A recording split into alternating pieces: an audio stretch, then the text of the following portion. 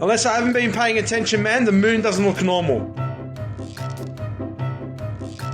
You keep the pressure on, correct? We stay until we win, is that right? At the moment you're under arrest for incitement. Have you guys been following me? We're winning, folks. Okay, we're winning. We're pushing back the dark.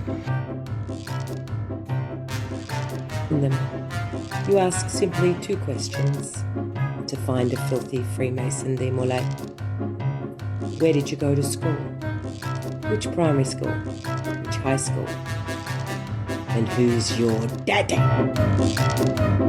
Tinfoil Tales Episode 3, God Bless America. This week we're looking at how some of the key players are leveraging the lucrative US market to grow their brand, and by brand we mean bank balances. Hi, welcome back to another episode of Tinfoil Tales. I'm Sandy. And I'm Sauce. This week we'll be taking a look at what really drives the movement. And it might surprise you to know that it actually isn't walking around the streets of Melbourne on a Saturday afternoon or yelling across a lake in Canberra. No, we're talking about the internet. And we'll look at a couple of different ways that key influencers here in Australia have taken their stories to the world.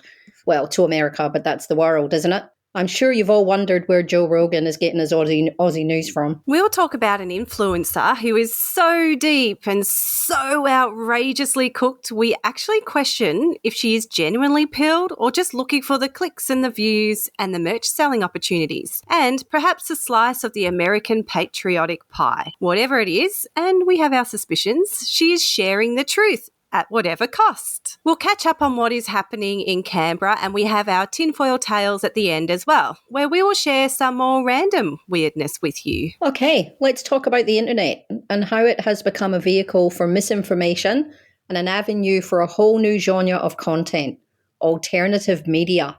This is a rich vein for influencers, not only giving them access to a wider audience, but also a way to grow their brand and earn more money. We know that we can catch protest streams with Rukshan or Barge, and that each night there's a series of lives that kick off Guru and Kaz, the MCJ Report, Cafe Cooked, but that's kid stuff compared to the slick shows that are running out of the States. Which brings us to this. Yeah, so we need to go to the vault. You may or may not have heard about the infamous COVID ward story that went around early last year. Maria Z came to our attention with a story she relayed from an apparent friend of hers about his experience being admitted into a COVID ward. In case you have forgotten, here it is. But just note, we had to edit it down just a little bit because she went on a lot and she repeated herself, and we didn't want to subject you to that. So we've kept the important bits in, but here is what she said. This young man went into hospital for pneumonia recently. He was diagnosed with pneumonia when he got to the hospital, but because he was having so much difficulty breathing, he was rushed on to one of those respirators, and then he said that because that wasn't helping, they actually put him into an induced coma. He woke up in ICU following that, and he was moved to the COV, I'm not going to say the rest of the word, ward, okay? He noticed some really strange behaviour from the nurses. He was being told to take some medications that he wasn't really sure why he was being asked to take.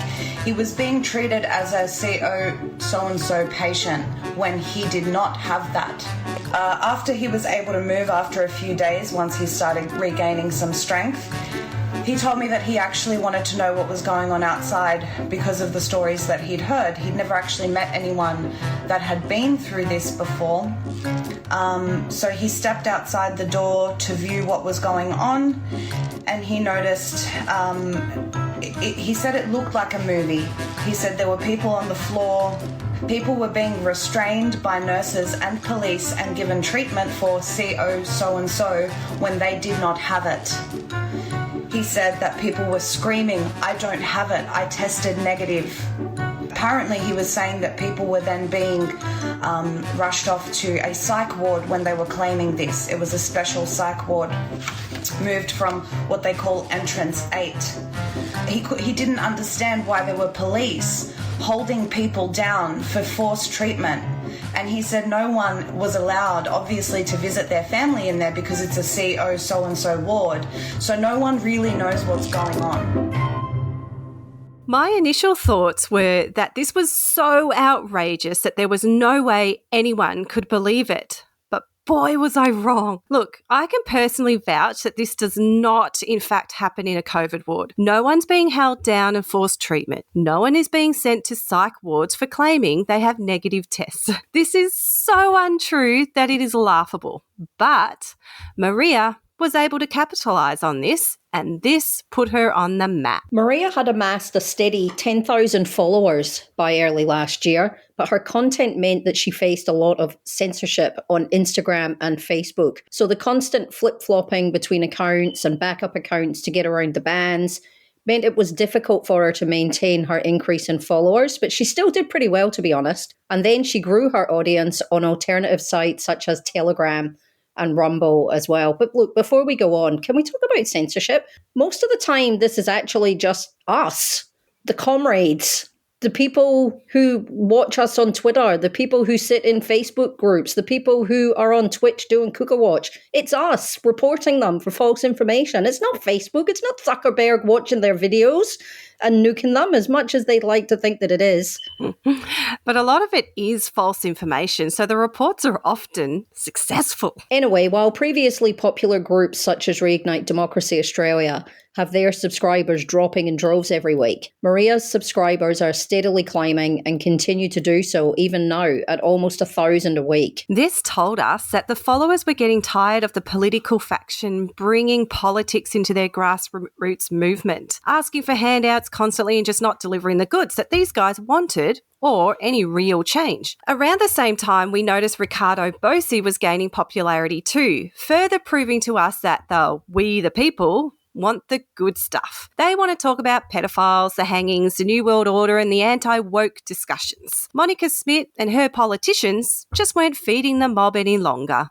Lockdowns ended, so the marches just weren't bringing the excitement of breaking the rules, being rebellious and clashing with some cops. So the wind behind that part of the movement had started to die out. But in October 2021, Maria started making connections. And after months of idolising Stu Peters, she realised a dream and made it onto his Instagram live, where the two hit it off and he offered up his platform for her and a budding friendship and partnership began. So for those of you who don't know who Stu Peters is, he's ultra-conservative patriot who airs his extreme views on his American media platform Red Voice Media. He's a Republican, he's pro-guns, pro-Trump, anti-woke Christian.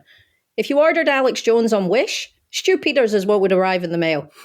He has guests who have all kinds of ideas on COVID, on vaccines, outrageous conspiracies, and the stories of the New World Order. He was also a bounty hunter, apparently, and a wannabe rapper. Have a listen to this. Make it, Stuart. You're gonna make it. My special boy.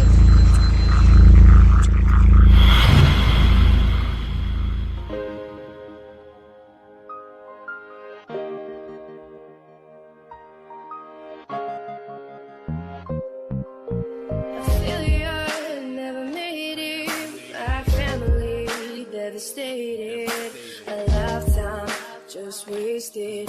Bitterness has been tasted because I never made it.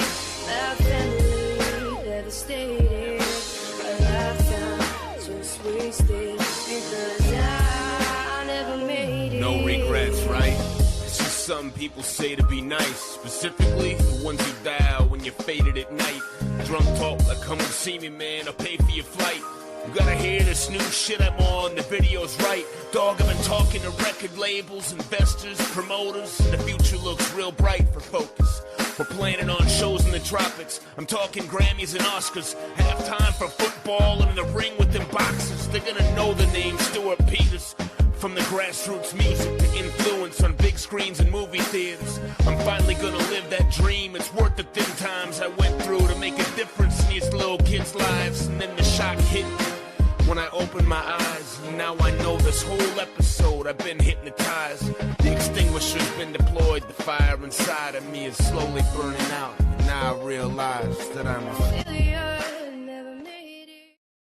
That is so bad and further proves what we discussed last episode about the cooked influencers having performative backgrounds. But I used to enjoy watching his show just for the sheer ridiculousness of it. I love that stuff. It played into the whole Q phenomenon. The stories they had on there were like sci-fi fantasy stuff you couldn't make up. I would put this show at the extreme end of cookery, right up there with Alex Jones. But he can also be really, really offensive, discussing pedophiles and very much anti-LGBTQ, the type of thing we have gotten used to hearing from people with these beliefs, unfortunately. But God forbid, they support any lefty ideals, right? I couldn't believe my eyes when an Australian politician, Craig Kelly, showed up there being interviewed by Stu about COVID management in Australia. That was the point I knew something weird was happening here.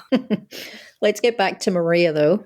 Maria made regular appearances on the Stu Peters show as the Australian correspondent, relaying stories about elections, internment camps, geoengineered flooding.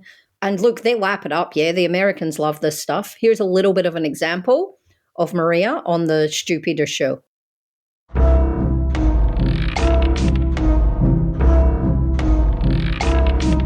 whole deception thing is just blowing up so huge that it's right in front of your face, so much to the point where I can't discount you telling me that there is man-made flooding happening and that homes are being wiped out so that people can be displaced from their homes that they have created for their families to be pushed into pods of starvation and camps of imprisonment where they will be injected every week and told what to do by some external device that controls them through nanobots. I mean, all of this stuff just no longer seems far-fetched. Where are we, Maria?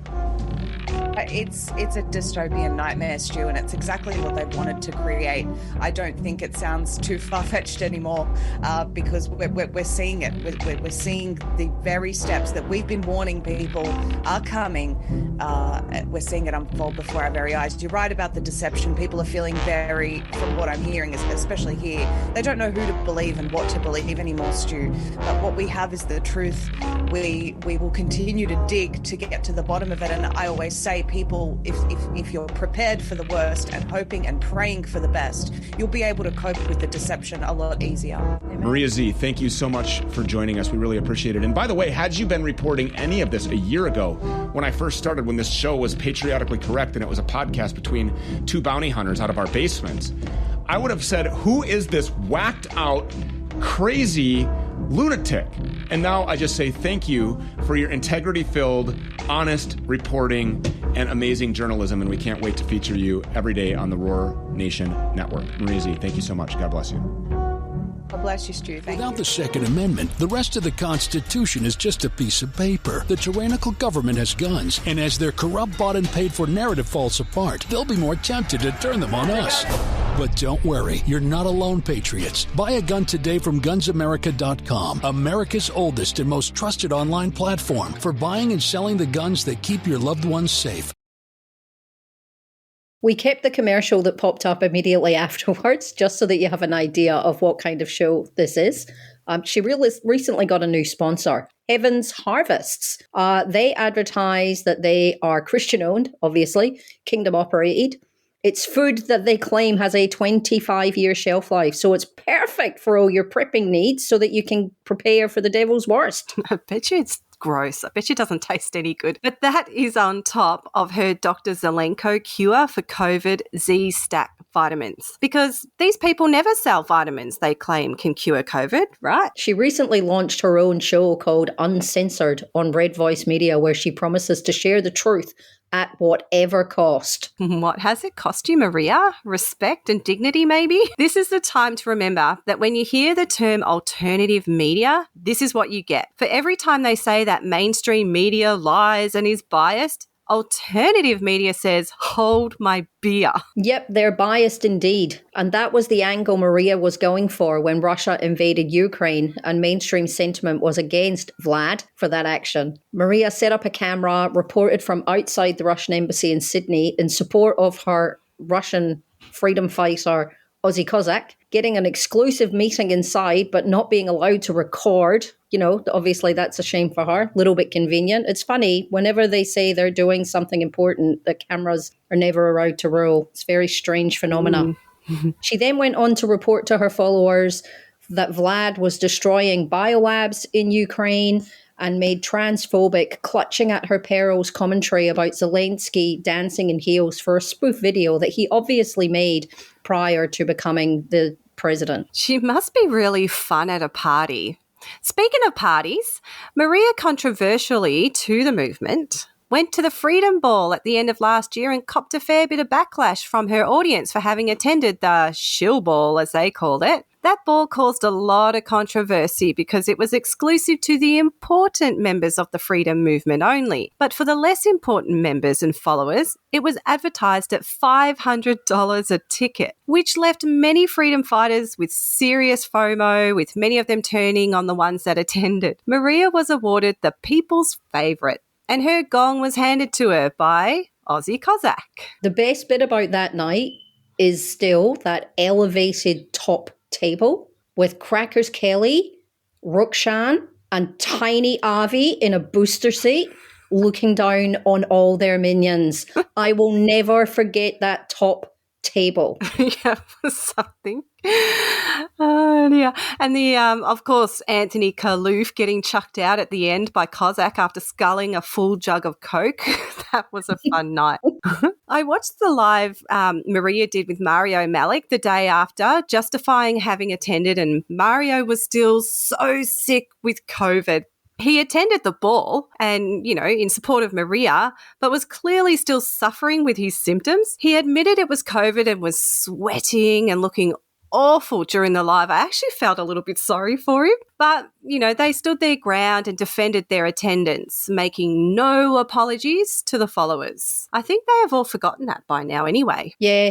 All is obviously forgiven as she's gone on to secure some big names in their world, such as Robert Malone, McCulloch, the Snake Venom guy, and many of her news articles are shared around Telegram with Stu Peters promoting her to his 300,000 subscribers. And she even got a share from Sidney Powell just a few days ago. There is a really great site that I use to take a look and get some insights into Telegram accounts, and Maria Z's actually kind of doing really well, unfortunately. From this site, we can tell who has shared her content, which is from the likes of Sydney, but also David Icke and Q influencer Whiplash. There's also shares from the World's Doctors Alliance group, which appears to be headed by the one and only Professor Dolores Cahill. Yikes.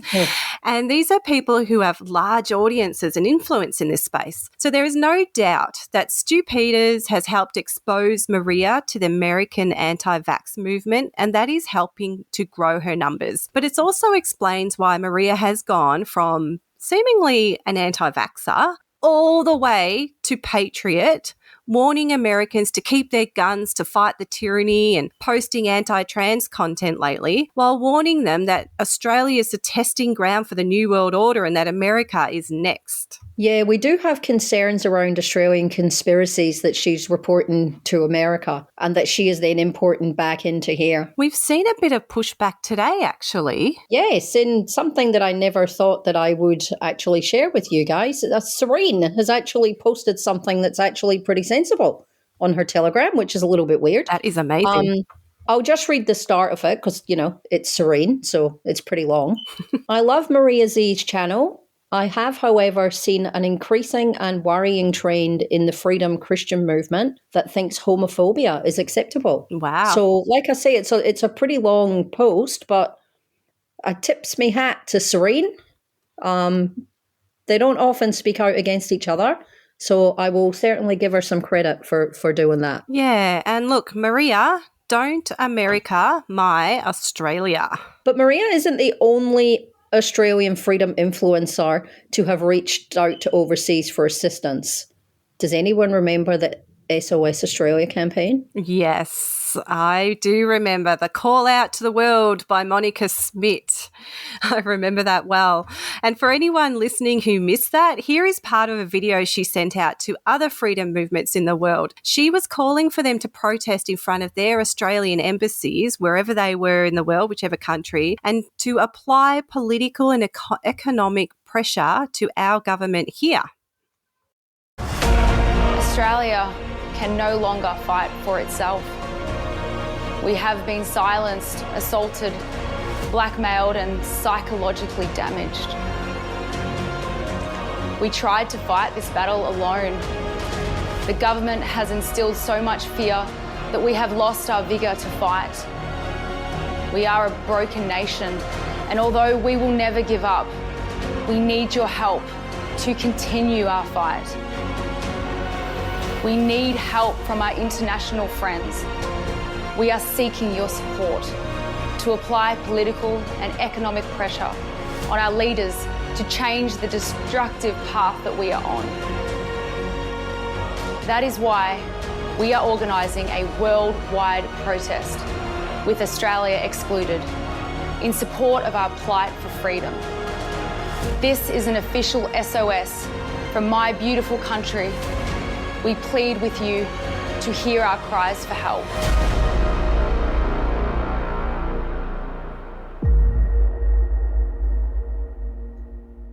If that does not win a major award at this year's Cookies, I am going to spew up. It also didn't really get the turnout she probably wanted. I mean, I scoured the internet to find footage of the SOS Australia protests at the time, and I reckon she was lucky to get 1,000 people in total worldwide. There was a few here and a couple dozen there, but she did get a shout out from one overseas politician, which she claimed a victory on. But other than that, nothing really happened. I think this one's a good example of the direction that Maria has taken. Monica has made appearances on show, but she doesn't have a regular slot. If Maria had done that SOS campaign, I wonder what we would have seen. So what about the big daddy of the real news sphere? The guy who's been spinning the conspiracy wheel since 1995, Alex Jones. InfoWars is the gold standard for the influencers, and some of our homegrown grifters have graced his screen. Monica appeared with Cossack to bemoan the tyranny. It's Saturday, September 25th, 2021.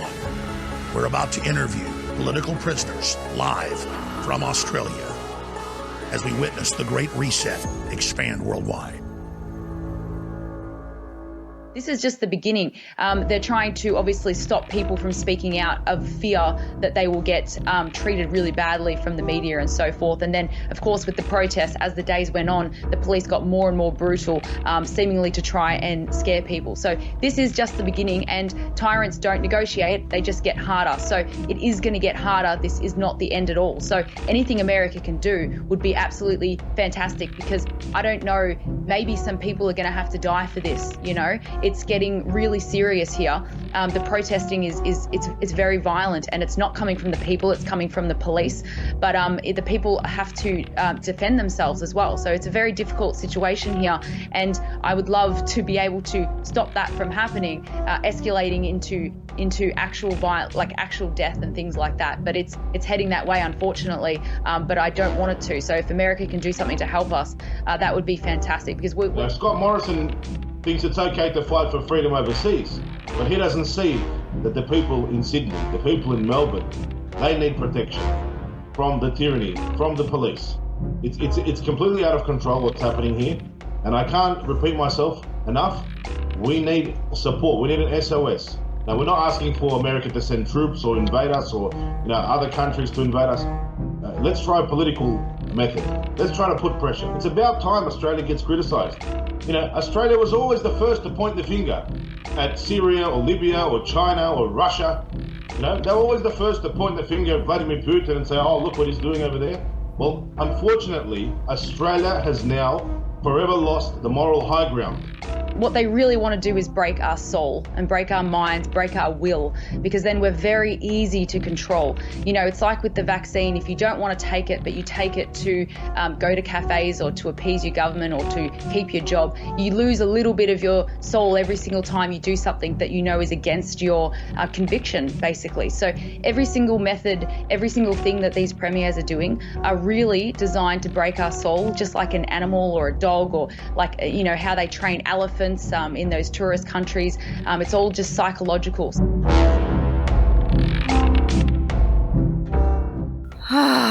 That is a lot. Cossack's message about Australia did not age well.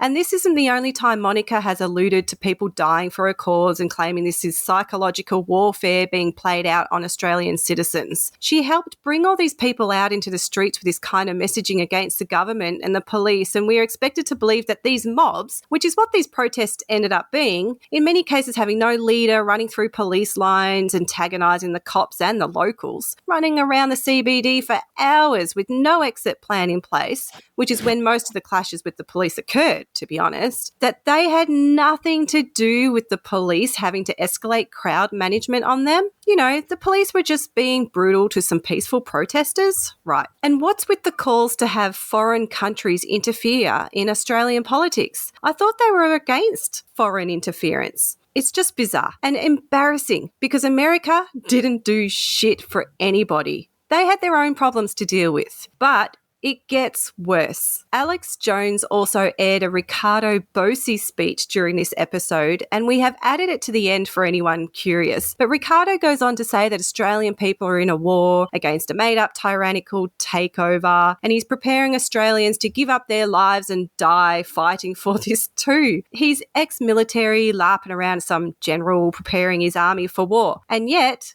we know that he doesn't have an army. He failed at the polls again, and his rallies in Canberra are dead in the water. Alex Jones is exactly the right type of show for all of this to air on, though, because it's all just nonsense. Okay, in the words of Nine Inch Nails, it's time to get closer to God.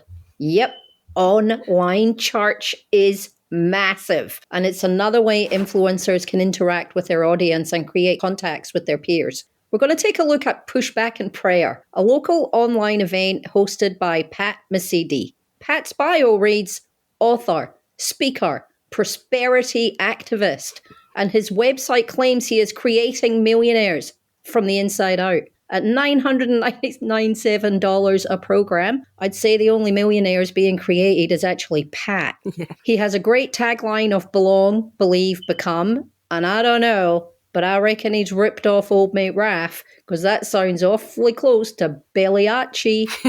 Yeah. Pat has a little bit of a shady backstory. He's a disgraced former Hillsong pastor, self-confessed sex addict who was caught sleeping with prostitutes in Darlinghurst, and also pleaded guilty to assaulting his ex-wife. He was stripped of his authority to preach at Hillsong, so what did he do? Opened his own church, Reborn Ministries, that's aimed at churchgoers who have lost their way. At the start of Pushback and Prayer, Pat is always at pains to say they aren't anti-anything. In fact, they are pro-Australia. The events go for a few hours. There's some singing, some grifting, and a bunch of stars. In the first Pushback, we saw Malcolm Roberts, Tiny Arvey, Crackers Kelly, Pauline, the member from Manila, and Pastor Rodney Howard-Brown, who was one of the 17 pastors who laid hands on Donald Trump and is the head of Revival Ministries International. Then we saw Pushback 2, Too Fast, Too Furious, and he added Monica Smith, Ozzy Cossack, Rukshan, and fellow sex fiend Hootie to the roster. Then came Pushback 3, Return of the Jedi, and this one saw a real step up with Robert F. Kennedy Jr. as the headliner. This was a massive get for Pat. And people like Alex Antic and Matt Canavan would have been falling over themselves to get onto that program. Yeah, for sure. Part of the allure of these large format sessions is to build relationships. Monica subsequently appeared on RFK Jr.'s podcast, and there is a global freedom rally coming up that features Dr. Peter McCullough, Monica Maria Z, and Pat Mesiti. Networking is crucial to the ongoing success of each of the brands, but also for the collective movement. Tapping into that Christian right is like tapping into a gold mine. But now it's time for some uplifting stuff and to focus back to what's been happening in Australia. Yeah, I actually really want to know what is happening in Canberra. I hear they're getting wrapped up in it all over there. Indeed they are. Joel, the architectural visionary, has a dream of a Gladrap micronation in the woods in the Canberra car park. Right now, while we record, he is in a rebuilding stage as the cops keep pulling the embassy down. But it's okay, because he did say just before that he has 24 kilometres of Gladrap ready to go. The Gladrap cubby, complete with a roof, has been rebuilt back between the trees with indoor heating and even a rotisserie. Soon they'll be tucked up inside, singing songs and painting signs. It's a little bit scary. Not sure it's the best idea to have gas patio heaters that close to plastic. Cops don't seem to be bothered by it though. Cops are way more interested in making sure they don't cross an imaginary line on the lawns. Young Jordan has hooked up his PS4 to a generator and is currently live streaming VR games to Twitch from the lawns too. So there's that. And a couple of arrests for trespass again, frequent flyers, finding themselves in the back of the divvy van. This week we also saw Buddy Trillionsworth and Rain make another appearance relating to the alleged fire at Old Parliament House. Both were adjourned to dates in July. And early next week, a third person linked to that fire will also appear in court. But we've got some sad news. Oh, okay. Some of the stalwarts of Canberra left town. Everyday Phil has decided not so much every day anymore, and he's gone back to Brisbane. Kane and Alana have packed up their truck. Hopefully they've packed up that song, and they've headed off with a planned trip to the Northern Territory. And Guru has literally sold up everything he owns, packed whatever's left onto his boat, and have set sail. Safe travels, freedom fighters. And now it's time for Tinfoil Tales, where we talk about something that we have randomly seen in the past and we share it with you. And we actually haven't seen each other's clips or anything. So we're learning about our tales for the first time too. So go ahead, Soz. What have you got for me today? Okay. This one dates back to October 2020. Personal favorite of mine as a person. This is a very short clip, but you'll get the gist, and she's a familiar face. You're gonna know who she is. All seen the cue drop that's appropriate to the event. Future proves past, okay? So, and at the bottom it said blackout necessary. Now, in my belief, blackout necessary means the 6 major news corporations that run the shit show called television news have lost control. They've lost control of their corporations because they're the merchants. They're your enemy. They have committed massive crimes against humanity. They no longer control jack shit. Okay, so those news feeds are going to be coming to you from Air Force One, which is fully insulated and fully protected. So do not post fear porn shit. If you're in fear, go and pray. If you're in fear, go and research. It just means you don't know what the fuck's going on. Alright, so I can assure you I do this full time, and I do it seriously. We are not fucking around, and I do not talk shit.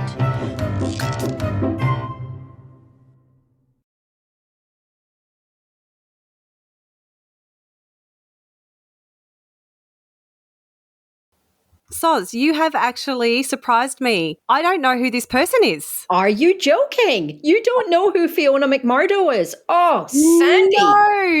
No. Sandy, I apologise because you are now going to waste hours of your life watching her videos. She is, I love her. She says things. Oh my God, tell me all about her. She's just like, she's massively into like numbers. She thinks everybody's a clone.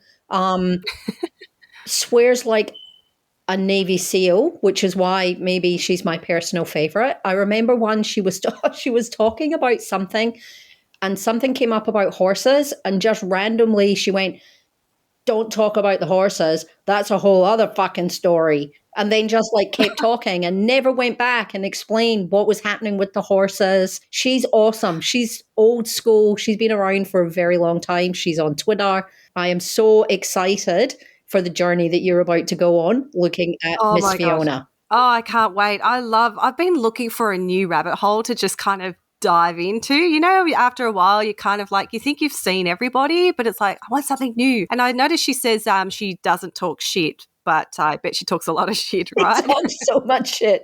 She talks so much shit. Oh, fantastic. Thank you. Excellent. Okay, my turn. Let's see what goodie. Oh, I can see the face of the person and it's making me scared. First and foremost, something you should know, you cannot catch a virus. And why can't you catch a virus? Because it's impossible. So why is it impossible to catch a virus? A virus is alive. Is a virus a living thing?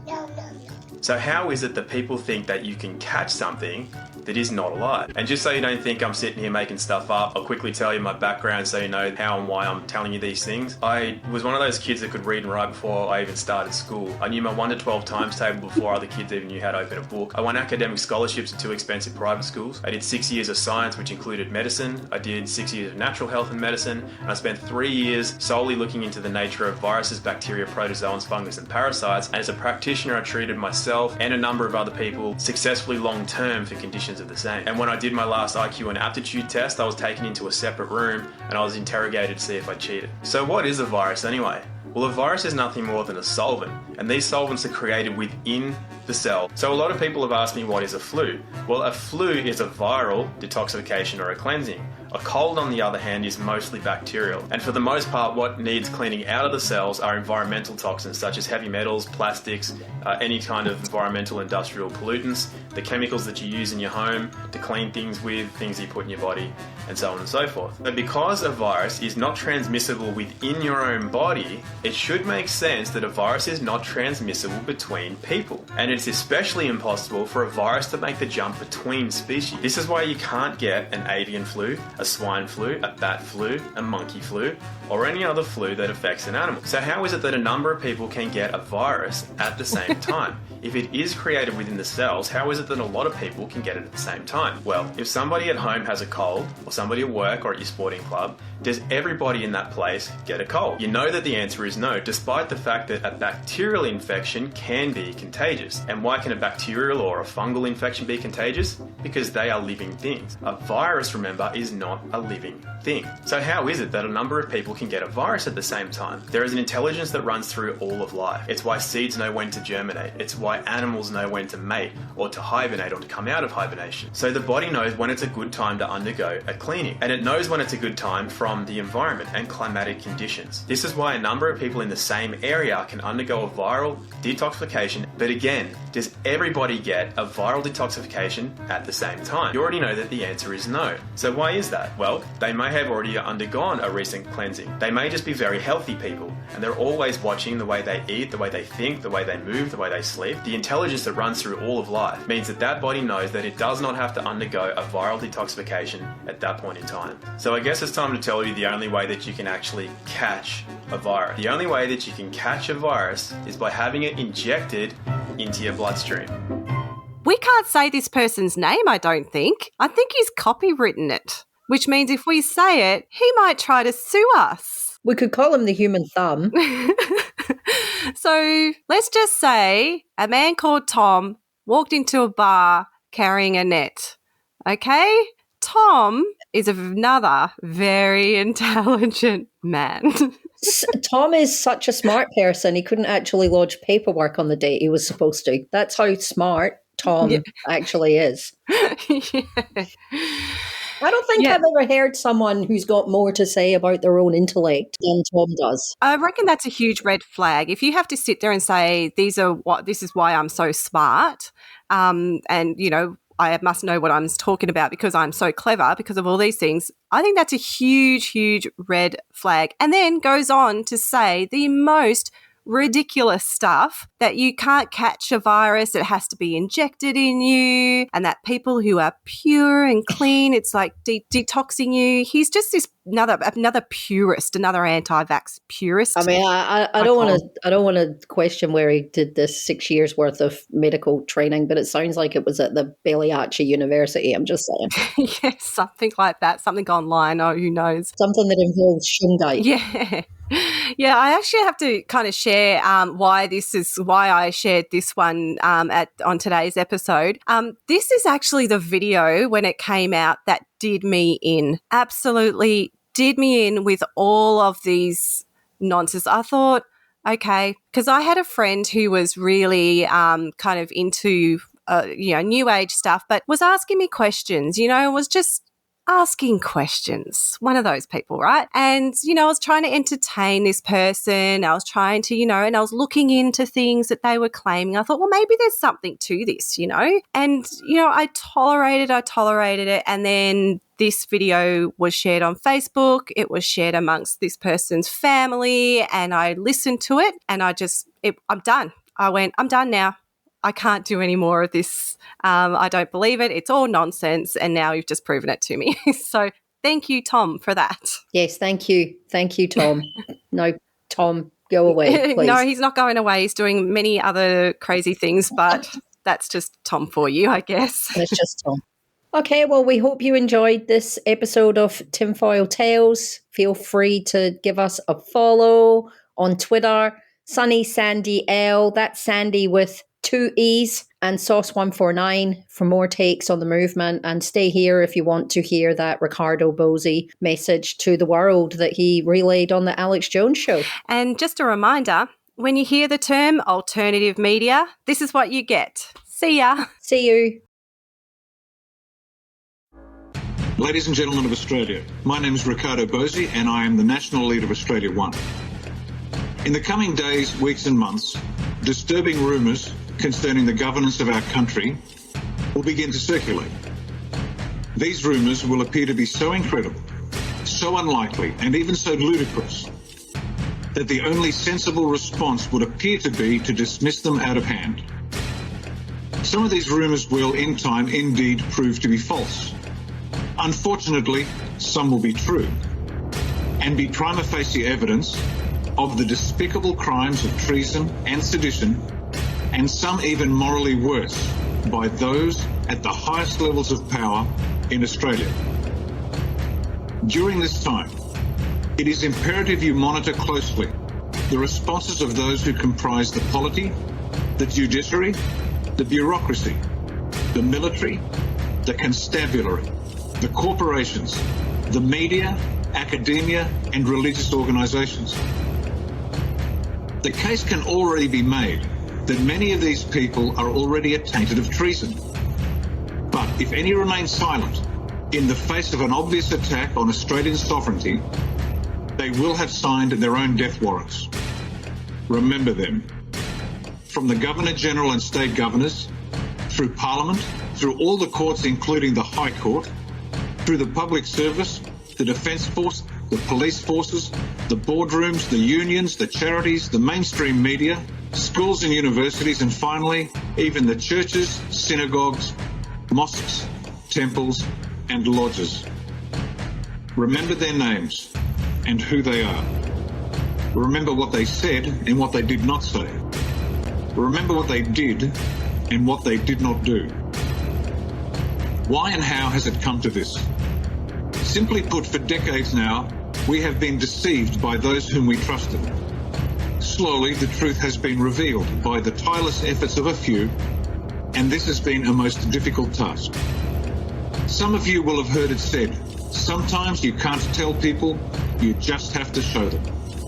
And to put that in the Australian vernacular, some people just need to piss on the electric fence for themselves. Thankfully, enough of us are now awake to the lies, and our numbers continue to grow. Faster every day. So what should we do? Firstly, be calm. Know that we can and will win this war. Secondly, be united. No matter how many they send against us, they cannot defeat 25 million Australians who stand together as one. and simply say, in a clear, strong and unconquerable voice, no consent, no consent, no consent. Thirdly, be brave. Some of us might be hurt, and some of us might die. But if we truly seek liberty, we must win it for ourselves. Nothing worth winning is won cheaply. Fourthly, be good. We the people must win this war with non-violent, non-cooperation, because the manner of our victory is of foundational importance to the future of Australia as a nation state. We must win this war with such moral authority that we are able to win the peace that follows. Finally, when all is done, the guilty will be punished. We will deal with the traitors in a lawful manner, which after the reprehensible, coordinated malfeasance and violence that they have visited upon us, that would be more than they deserve. And we will do this because we, the common people of Australia, are and have always been so much more than the elites. We are better than they are. We have not and we will not sacrifice our decency and our humanity to win this war as they have done. Ladies and gentlemen, we are about to enter a period of history without precedent, a war for the world. And we, you and I, are on the front line. Be calm, be united, be brave, and be good. And finally, remember that we fight, as G.K. Chesterton wrote, not because we hate what is in front of us, but because we love what is behind us. Thank you.